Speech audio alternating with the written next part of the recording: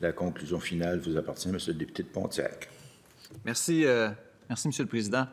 On a entendu beaucoup de choses aujourd'hui. On n'a pas entendu ce qu'on souhaitait réellement entendre, c'est-à-dire des cibles claires, transparentes pour l'ensemble des gestionnaires. Mais on a entendu bien des affaires. On a entendu un ministre et des députés dire « Ben non, on ne peut pas dire qu'il y a une déshumanisation. »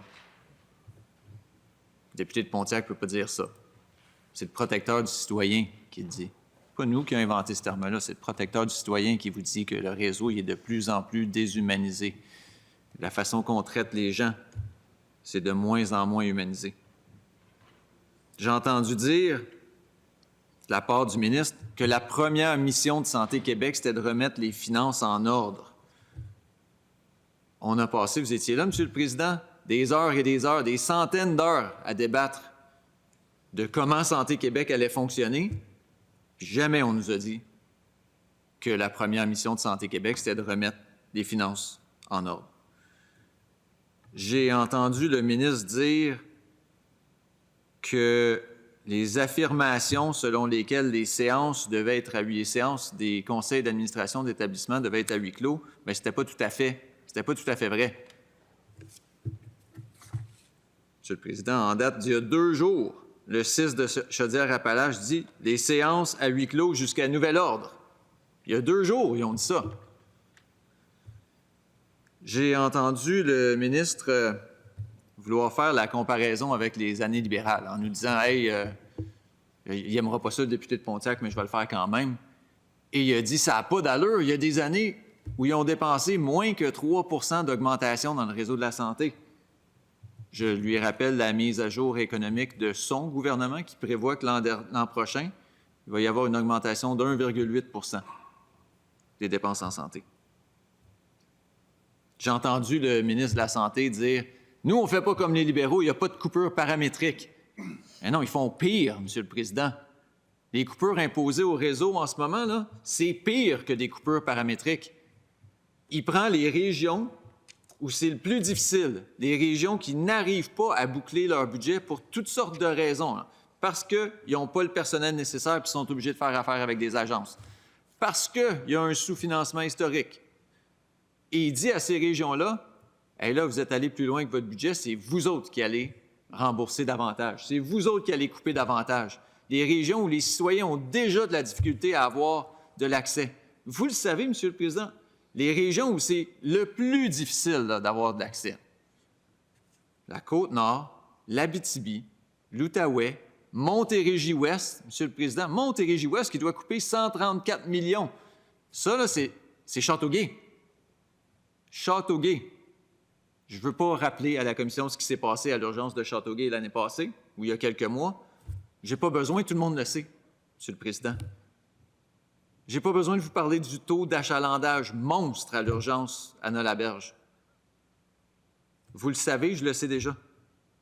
J'ai entendu le ministre nous dire hey, « On ne peut pas regarder les données que Santé Québec vient de sortir sans considérer, sur l'urgence, sur l'augmentation des délais à l'urgence, sans considérer l'ensemble de la chose. Il y a une augmentation du volume de gens qui vont à l'urgence. » Bien, il a raison. Le ministre a raison. Ça me fait plaisir d'inclure quand je parle de l'augmentation des délais d'attente à l'urgence, qu'il y a plus de gens qui vont à l'urgence. Parce que ces gens-là ne sont pas capables de voir leur médecin, parce que ces gens-là n'en ont pas de médecin, parce que ces gens-là sont incapables d'accéder au GAP. Le ministre nous vient de nous dire « Hey, le GAP est renouvelé, là. Bonne affaire. » Le GAP n'a jamais arrêté d'exister. Là. Il est encore là. Il fonctionne encore. On pouvait appeler le 811 encore. Mais les gens sont incapables d'avoir un accès de première ligne.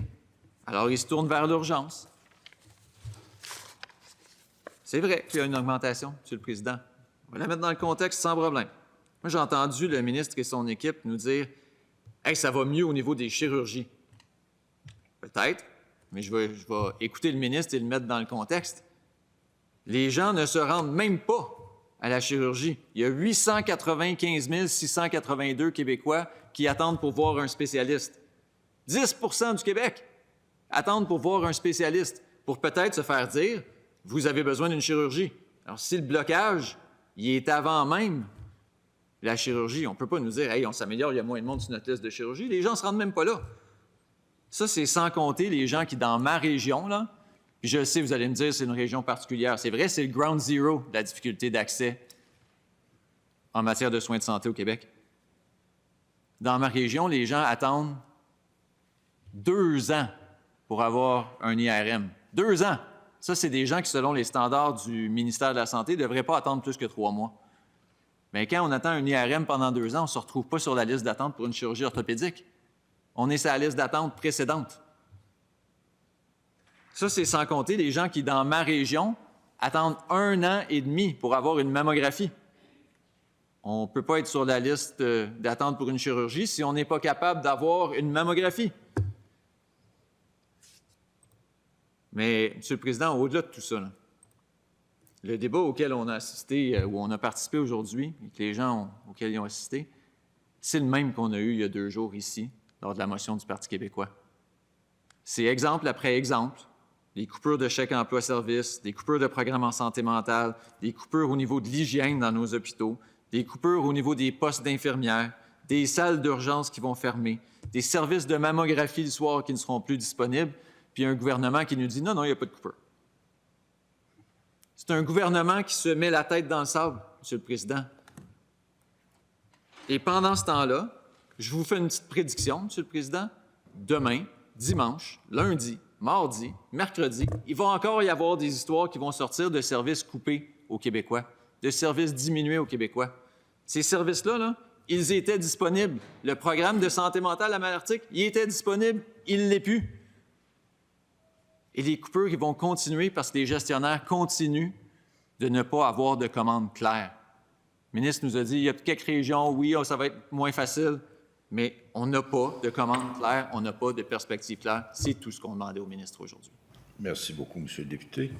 Alors, compte tenu de l'heure, je lève la séance et la commission ayant accompli son mandat ajourne ses travaux au mardi 11 février à 9h45 où elle poursuivra un autre mandat. Merci beaucoup. Bon retour dans votre circonscription.